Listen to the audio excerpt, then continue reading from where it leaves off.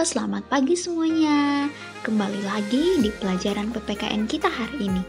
Hari ini kita akan belajar tentang pengamalan sila Pancasila di rumah dan di sekolah. Apakah kalian masih mengingat bunyi dari sila-sila Pancasila yang pernah kita pelajari di semester yang lalu? Nah, sekarang kita akan melanjutkan kembali materi yang pernah kita pelajari sebelumnya. Yang pertama kita akan bahas di sini adalah pengamalan sila Pancasila di rumah.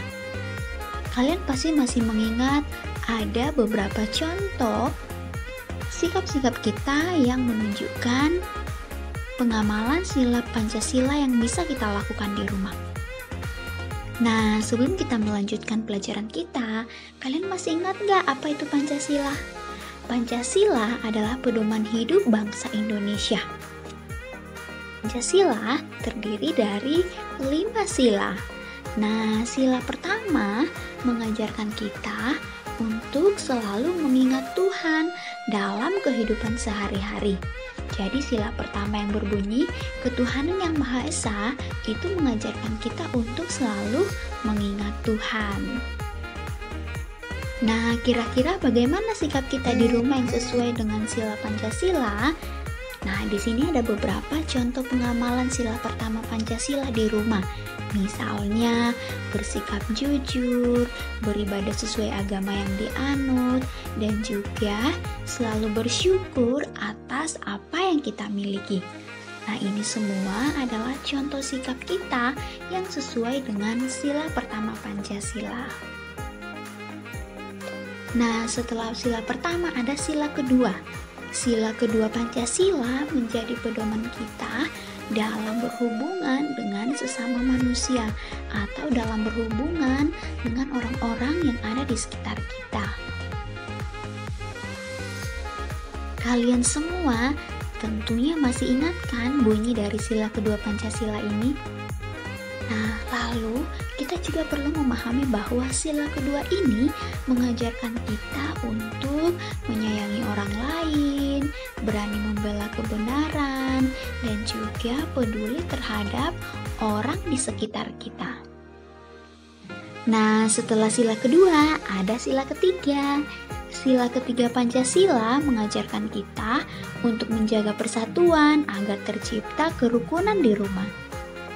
Kira-kira seperti apa ya contoh sikap kita yang menunjukkan pengamalan sila ketiga di rumah? Nah, contoh sikap kita yang bisa kita lakukan yaitu mendahulukan kepentingan adik saat bermain bersama. Tentunya hal ini akan membuat keluarga kita menjadi semakin hidup rukun. Sekarang kita akan melihat bagaimana dengan pengamalan sila Pancasila di sekolah. Nah, pengamalan sila Pancasila di sekolah tidak jauh berbeda dengan pengamalan sila Pancasila di rumah yang membedakan hanya tempatnya saja dan beberapa contoh yang lain. Yuk kita lihat bersama apa saja sih contoh sikap kita yang menunjukkan pengamalan sila Pancasila di sekolah. Pengamalan sila pertama Pancasila di sekolah memiliki beberapa tujuan, misalnya memohon kepada Tuhan agar setiap kegiatan di sekolah dapat terlaksana dengan baik. Kemudian juga mengembangkan sikap saling menghormati kepada teman dalam menjalankan ibadah sesuai ajaran agamanya. Dan yang ketiga, membina kerukunan dengan teman walaupun berbeda agama. Nah, bagaimana dengan sila kedua? Contoh pengamalan sila kedua Pancasila di sekolah, misalnya menyayangi dan menghormati guru dan teman, memperhatikan saat guru menjelaskan atau saat mengajar, dan juga ikut memberikan sumbangan untuk petugas sekolah yang sehat, atau juga mengunjungi teman kita yang sedang sakit. Itu sesuai dengan sila kedua Pancasila.